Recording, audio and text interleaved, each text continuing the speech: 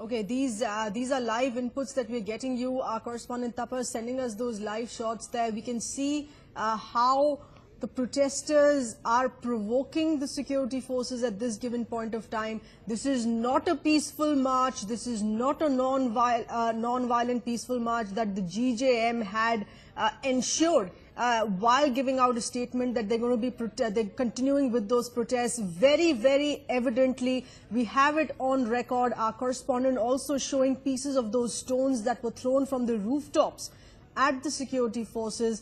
They have resorted to stone pelting. It had been reported earlier as well, and they are continuing with that provocative protest. Tapas, are we also going to be looking at certain number of detentions taking place today?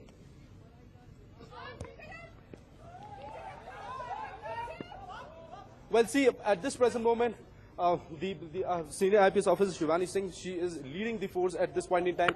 She even sent the lady police forces uphill to chase them because there were chanting slogans of the GJM and trying to spell stone on the police forces. And here she's warning them to get inside and not to come out. And this is the situation. If I can ask my video journalist, Shudeb Roy, to show in and around the area, the rooftops are almost full, and that is the matter of concern for security forces, because this place is known for it's infamous for stone pelting, and several attempts have been made since morning to pelt stones, and this is how they are being asked to get inside their houses. Even police is chasing them down to the downhill and also to uphill, and making it sure that no aerial places left unguarded, because that's the point where these stone pelters hide and pelt stone indiscriminately on the forces, inflicting major injuries. Back to you.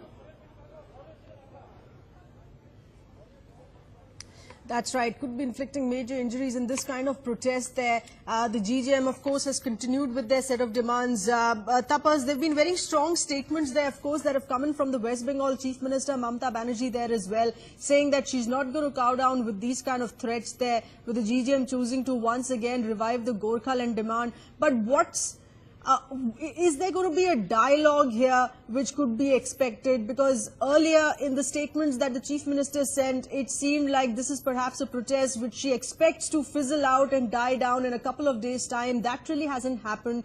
Could there be a dialogue process? Is there a possibility of that now with the government?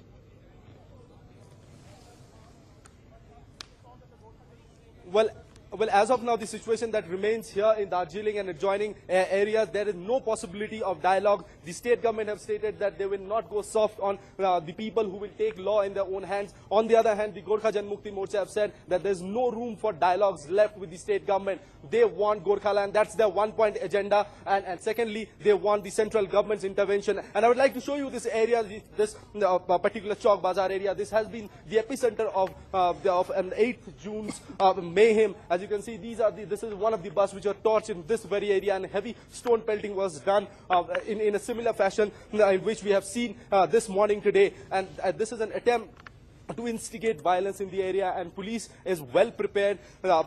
Additional forces of the CRPF have also called in. They have come up late last evening. Now, almost close to 8 companies of the CRPF are deployed here in Darjeeling. 6 columns have been deployed in and around Darjeeling. 3 are here in Darjeeling. They have also been called on right now. They are patrolling and doing us throughout Darjeeling, and 144 have been imposed in Chowk Bazaar area, in outside DM office and other crucial points which are known to be very vulnerable. Tapas, very quickly help us understand what's the condition of the stranded tourists, while we have been playing some reactions where they state that the assurances that were given out by the government in providing government shuttles and vehicles to be taking them out of Darjeeling. What's really happening today? Is there a sign that the government is actually being able to control the situation?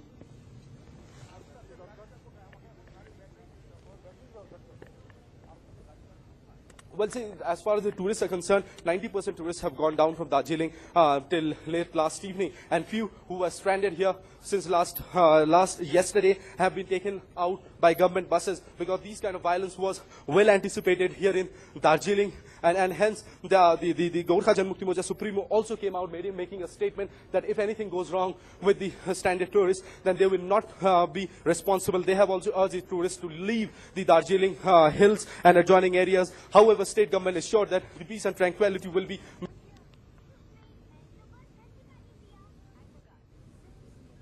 Okay, reconnecting with Tapas on that in just a bit, but these are live inputs, live shots that Tapas has been sending us from the Chowk Bazaar in Darjeeling.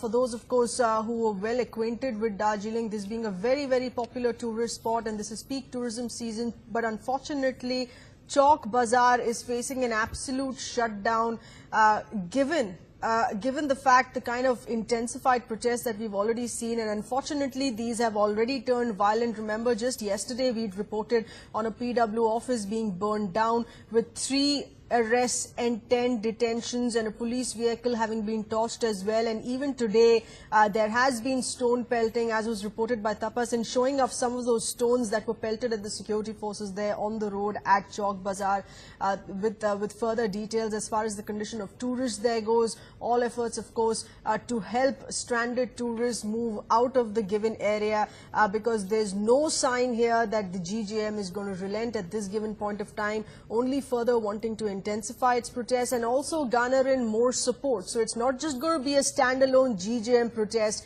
it is also holding an all-party meet and taking its other allies and set of supporters on board. Tapas, is there a sign here at 1 p.m. later this afternoon, as has been announced by the Gorkha Janmukti Morcha, to have an all-party meet? There are going to be more smaller outfits, parties supporting this protest as a confirmation here in this meeting later this afternoon.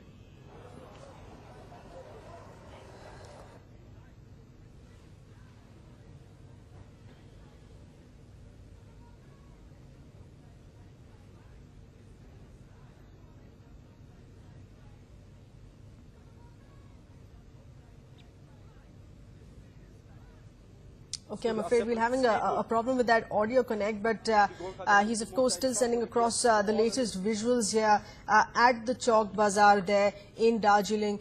Remember, just yesterday, in fact, we had seen a sign of the protests getting further violent, where an angry mob set a PWD office on fire, burned down a police vehicle. Action, of course, was taken well in time, with 10 detentions and 3 arrests. So far, the security forces, the police, trying its best to rein in the situation, to not let it go violent as was witnessed yesterday. Tapas with those updates. Tapas, please go ahead.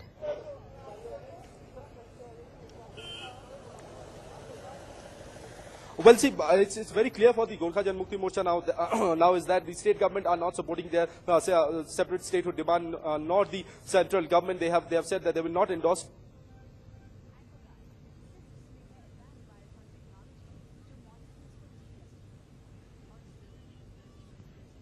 Understand one thing very clearly, that it's the people of hills or the small parties out here who have to render their support, and hence they have called up all party meet today to garner support from other political parties for the cause of Gorkhaland, what they call. But as of now, only for the cause of Gorkhaland, what they call.